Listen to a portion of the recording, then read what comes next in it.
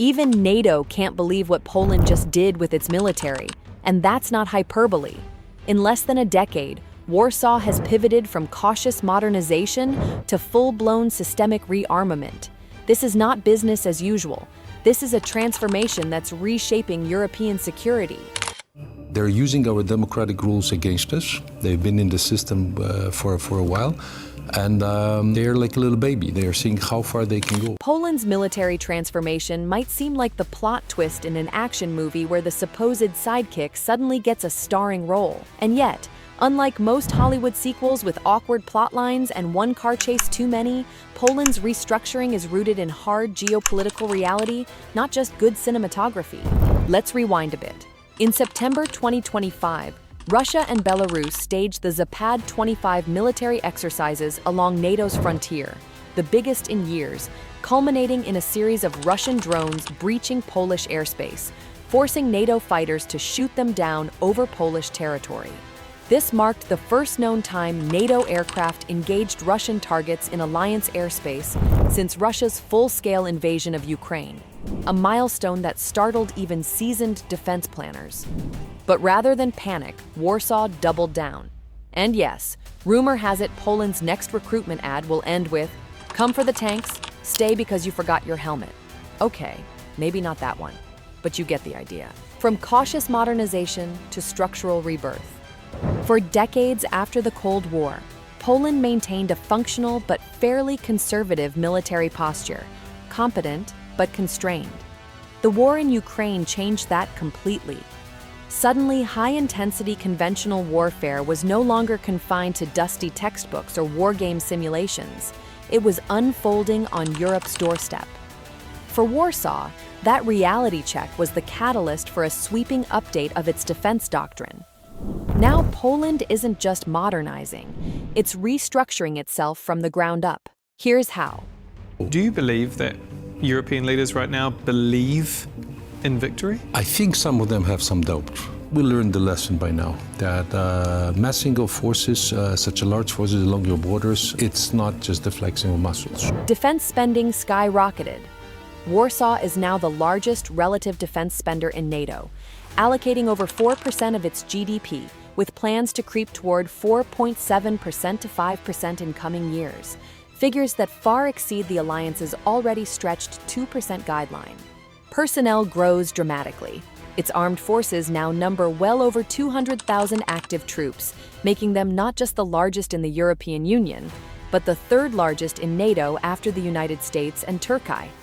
Plans are underway to expand that figure toward 300,000, and possibly much higher when wartime reserves are factored. Domestic culture of defense. Warsaw has even reframed national readiness as a civic duty. Well, Ukraine's neighbour Poland has been stepping up measures to get its population ready for potential military threats from Russia, hinting at large-scale training for broad swaths of the population. It's a shift that blurs the line between soldier and civilian, like a countrywide army meet crowd event. In short, this isn't incremental tweaking. It's a full structural reboot, and it's happening fast. Why this matters? The strategic geometry of the eastern flank geography remains destiny in military affairs. Poland sits at the crossroads of NATO's eastern frontier, sharing borders with Belarus, Kaliningrad, a Russian exclave, Ukraine, and close proximity to the Suwalki Gap, a strategic corridor connecting the Baltic states to the rest of NATO. This location means any major conflict in northeastern Europe would immediately involve Polish territory. Poland isn't just a neighbor to conflict zones, it is the edge of the map where the strategic chess game is now being played. Russia's own Western posture has been pressured by years of sustained combat in Ukraine. Heavy losses, particularly among armored units, artillery, and precision ammunition, have blunted Moscow's conventional edge. Against a backdrop of attrition and stretched logistics, Poland's rapid buildup creates a shifting relative balance that has Moscow paying attention. Kaliningrad, once touted as a near-impenetrable anti-access bubble projecting Russian power into the Baltics, now faces a Warsaw that's increasing its firepower, mobility, and readiness along that southern rim. It's not that Kaliningrad is suddenly vulnerable, just that its projected strength now has to consider a Poland that can reciprocate. Simply put, as one side builds, the other reassesses. Forward defense and operational depth, not pointless posturing. One of the smart moves of Poland's transformation has been infrastructure as strategy. Instead of just buying hardware and leaving it parked, Warsaw is investing in logistics, maintenance hubs, rail upgrades, reinforced bridges, and pre-positioned equipment depots. All of this compresses response times and reinforces deterrence by denial, making it harder for any adversary to assume rapid gains before reinforcements arrive. In effect, Poland isn't just beefing up tanks and fighters, it's enhancing operational depth and tempo of defense. Think of it like this. If war were a marathon rather than a sprint, Poland isn't just training athletes. It's building food stations, water reservoirs, and rest stops along the course. This isn't accidental, it's structural. It also means NATO can reinforce more quickly, cutting what once took weeks into days, a change that fundamentally alters deterrent calculations. Industrial resilience, not just flashy toys. A big lesson from Ukraine's battlefield reality is that wars are won by production lines as much as by battle lines. We're living in the most dangerous times since the end of World War II. For almost 4 years of full-scale wars happening just beyond our borders. Poland isn't ignoring that either. Alongside tanks and jets, it's investing in maintenance capacity, ammunition production, and industrial partnerships that ensure enduring capacity, not just fleeting spikes in capability. This emphasis on sustainability means the Polish model isn't just about being ready for a moment, but being ready for a long watch. The political and alliance impact. Here's where the strategic ripples broaden beyond Warsaw's borders. Poland's enhanced deterrent value translates into influence within NATO. A state capable of fielding large, credible conventional forces becomes a stronger voice in alliance planning and decision-making. It boosts NATO's eastern pillar, shaping how collective defense is calibrated and how risks are assessed across the alliance. But with greater strength comes the perennial security dilemma. One side says I am defending, the other sometimes perceives you are encircling.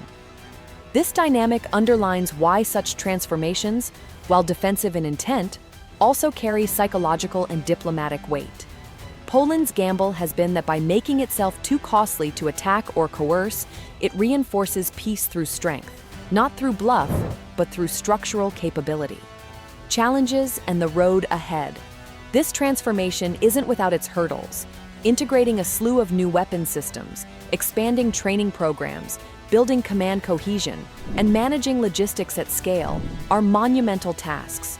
Poland's military growth must be matched by institutional coherence, or it risks an enlarged army with stretched effectiveness. Economically, sustaining above 4% defense spending requires broad political consensus and fiscal resilience, and public support must remain firm to carry this through a decade or more.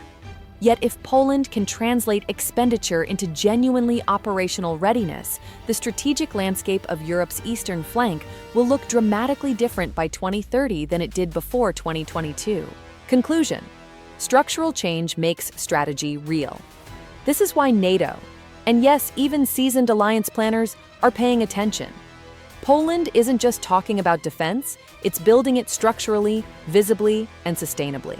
While others hedge and debate, Warsaw's approach is categorical. Prepare, project, and persist. That's not just doctrine, it's strategy, baked into infrastructure, force structure, industry, and national identity. And in a Europe where the wounds of war have tested old assumptions and shattered complacency, Poland's military ascendance isn't just auxiliary, it's becoming central to the shape of deterrence on the continent.